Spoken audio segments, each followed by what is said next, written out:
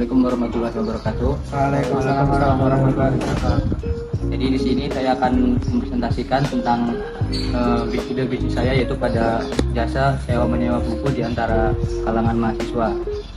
Lalu untuk latar belakang atau permasalahan dari bisnis ini adalah seperti kita tahu bahwasanya adanya harga yang mahal terhadap textbook yang diwajibkan kepada mahasiswa untuk memilikinya. Lalu daripada penggunaan buku tersebut biasanya hanya memiliki jangka waktu yang sebentar, berkisar sekitar satu semester ataupun hanya pada waktu yang ditentukan oleh dosen-dosen itu sendiri. Dan juga jika buku ini sudah digunakan lagi, buku tersebut biasanya tidak digunakan lagi atau diambilkan saja di rak-rak buku kita. Maka dari itu, jasa dari persewaan buku ini dapat memberikan solusi bagi para mahasiswa yang khawatir soal biaya tadi itu, karena biaya untuk membeli buku baru kan juga mahal. Lalu setelah selesai dikembalikan, tentunya tidak perlu hanya untuk di rak buku kita saja buku itu, tetapi juga dapat dialihfungsikan untuk orang lain. Terlepas dari hal ekonomis yang seperti itu, kita juga dapat membantu mahasiswa lain yang kurang mampu memiliki buku fisik, dan juga ikut membantu kalangan mahasiswa dalam meningkatkan literasi di lingkungan universitas. Lalu mengapa hal ini penting, atau mengapa bisnis penyewaan buku ini harus dapat direalisasikan? Karena berdasarkan laporan dari USGRG, yaitu 65% mahasiswa tidak membeli buku wajib karena kendala biaya. Di Indonesia juga fenomena ini terlihat dari maraknya praktik kopi ilegal yang merugikan industri penerbitan. Ketua IKB atau penerbitan juga di DKI Jakarta juga menyebutkan bahwa maraknya pembajakan buku ini terjadi karena daya beli masyarakat mahasiswa yang tidak menjangkau harga buku asli. Data laporan juga menunjukkan dari Bureau of Labor Statistics di Amerika Serikat, harga buku teks kuliah telah meningkat sebesar 800% di antara tahun 1978 hingga 2014, jauh melampaui kenaikan biaya kesehatan dan juga perumahan. Maka daripada itu, bisnis persewaan buku ini menunjukkan bahwa mahasiswa membutuhkan suatu buku yang masih dapat dibeli oleh para mahasiswa tersebut. Bisnis persewaan buku ini hadir untuk mengisi gap tersebut dengan menurunkan barrier harga tanpa melanggar hak cipta, seperti pembajakan atau mengambil buku-buku yang ilegal. Lalu untuk pembahasan pada model bisnis kanvas pada bisnis persewaan buku ini adalah pada customer segment. Pada sisi penyewa mahasiswa, yaitu para mahasiswa yang membutuhkan buku wajib dan direkomendasikan oleh para dosen pada setiap semester tertentu. Pada sisi investor atau yang memberi aset, yaitu dapat meliputi kakak tingkat yang sudah membeli atau memiliki buku tersebut dan tidak dipakai lagi, dan juga mahasiswa yang telah mengambil mata kuliah tersebut dan tidak menggunakan buku kuliah itu lagi. Lalu untuk value proposition atau nilai bagi penyewa dan investor, yaitu penyewa harga jauh lebih murah tentunya, dan juga kemudahan dalam mendapatkan setiap buku sesuai kurikulum.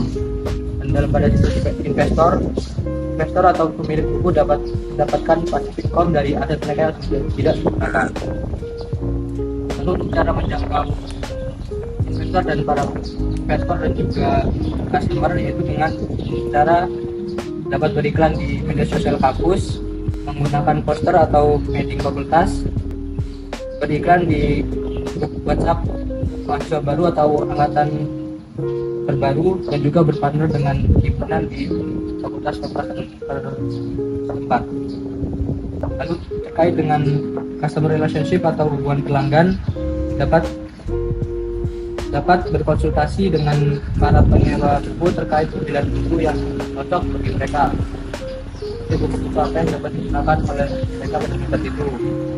Lalu bagi diri investor dapat dilihat dari kebijakan imbal hasil yang jelas dan juga mekanisme pengendalian risiko terhadap buku yang aman.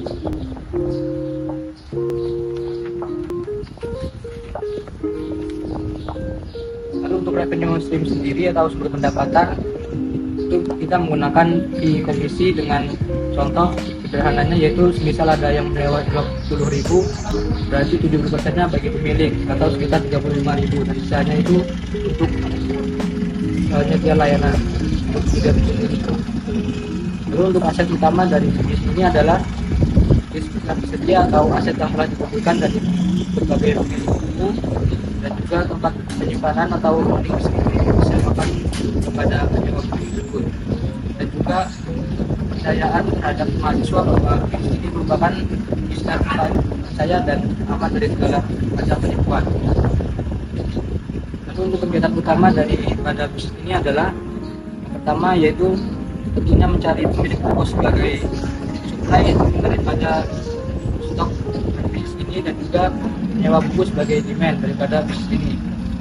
Lalu setelah mencari pemilik dan penyewa bukunya, sebelum buku tersebut disewa harus dilakukan juga quality control, pengecekan kondisi buku sebelum dan juga setelah buku tersebut disewakan.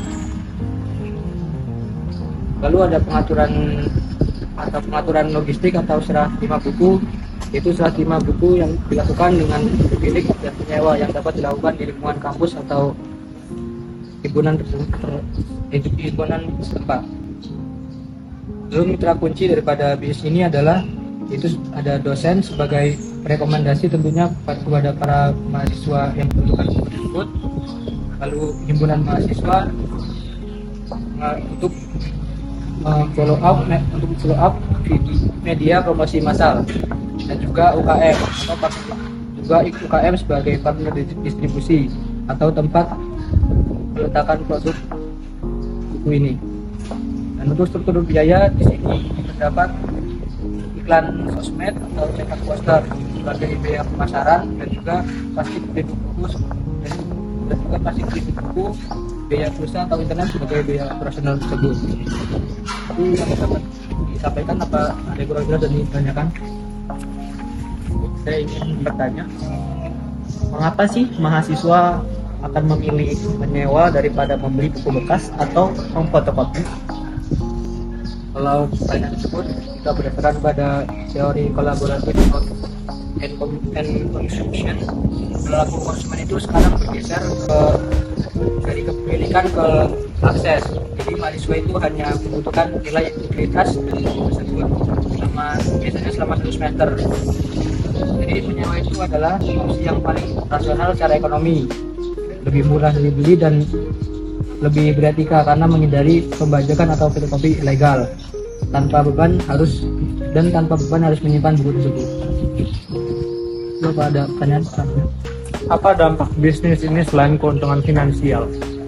Jadi daripada dampak bisnis ini selain keuntungan finansial adalah secara lingkungan dan secara makro kita dapat membantu mahasiswa lain yang kurang mampu itu memiliki buku fisik tersebut, dan juga ikut membantu meningkatkan literasi di kalangan mahasiswa.